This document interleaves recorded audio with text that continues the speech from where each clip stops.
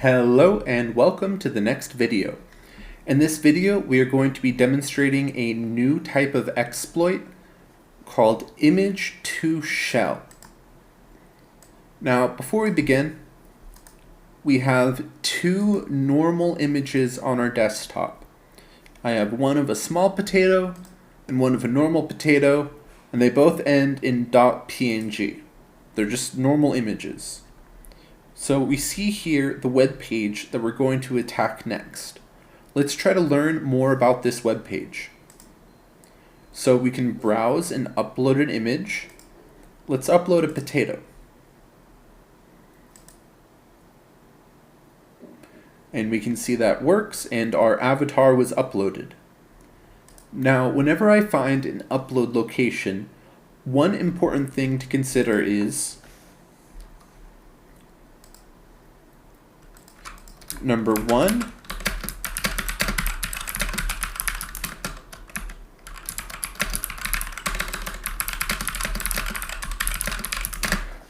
these are the two most important questions I try to always answer before I move forward on this attack. So the first question is it custom coded?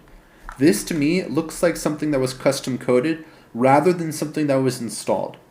If they're using a popular installed software, the odds of us finding a vulnerability are low, but if it's custom coded, then the odds of us finding a vulnerability are going to be much higher. And that applies to much more than just this particular attack method. So, first question, is it custom coded? Sure does seem like it. So the next question is, where do the uploads go? So if we right click our image and click open image in new tab, we can see the directory that the images are getting uploaded to. And if we remove the extension and we do a directory traversal to the root of this directory, we can see various different files. Go ahead and just ignore all of the other files. This is from other students. And we see that we can change our avatar. Right. And again, we can see where it gets uploaded. Small potato. Ignore that. Okay. So as we can see here, that there probably is some way to upload PHP files. But let's talk about how we can't do it. So let's go ahead and grab a copy of our shell.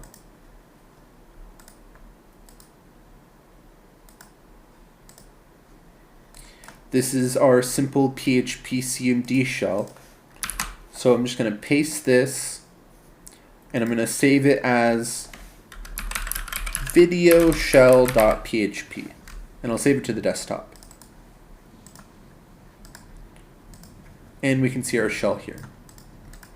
So what would happen right now if I try to upload a PHP file? We see we get an error. Please upload a valid image file, JPEG, PNG, GIF. And we called this one video shell.php, and we can see it did not get uploaded. But obviously there is a way to upload PHP files. So let's see if we can figure it out.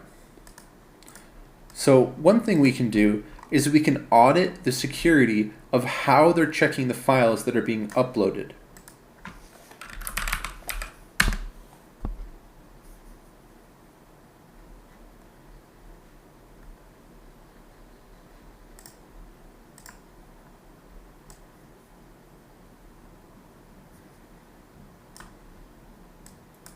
Sometimes Burp is a little slow.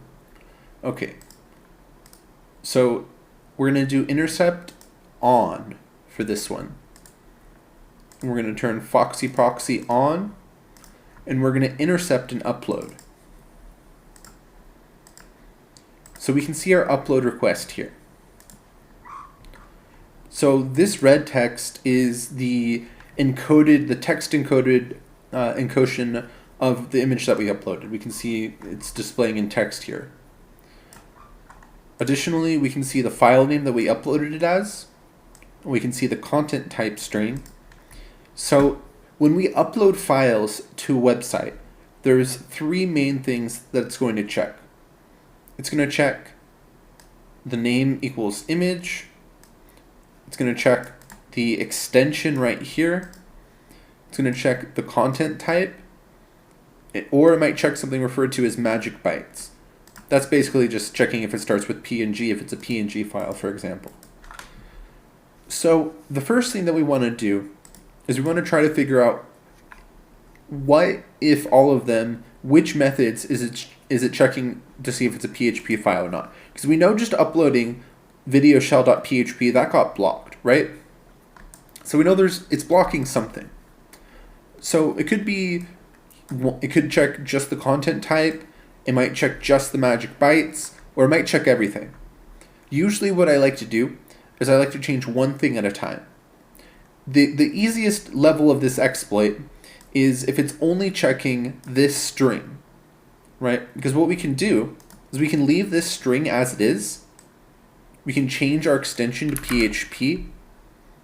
We can then swap out this, which is a representation of the image.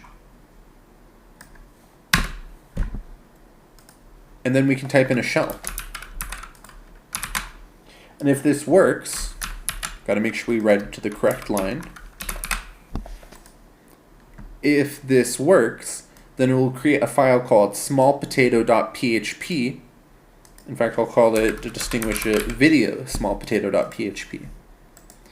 So we're checking here to see if it's only checking this string, the content type, because that's not going to interfere with our shell running. Let's demonstrate it. So we're going to forward this request. I'm going to turn intercept off, turn Foxy off, and then let's refresh our uploads folder. And we can see that shell file did upload. So from here we could do, for example, $cmd equals who am I, and we see that we're executing commands on their server. Great. We can see in the current directory, one of the files was image-to-shell-flag.php. Now, if we try to view this file earlier,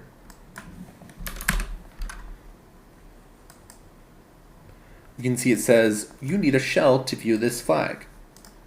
But because we have shell access, we can now cat the contents of the file, and we get the flag.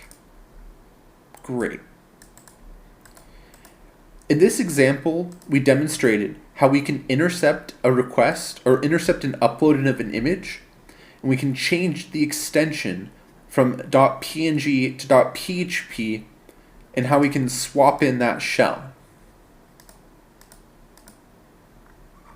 So we changed this to PHP, send to repeater. We changed this to PHP. We swapped out what was representing the image.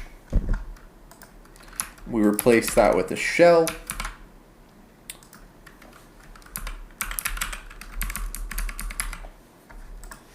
And we learned that the website is likely only checking this string. Do another upload. And we can see this one uploaded also. If the website had better security, it might also check on the server side that the files don't have .php, and it might also check for those magic bytes. In a later video, we'll come back to this exploit and we'll talk about it at a higher level. For example, we'll talk about how to defeat a magic byte check and various different other checks that they might throw at you. But I think this on its own is a pretty good introduction to this type of exploit. I hope that this all made sense, and I'll see you in the next video. Cheers.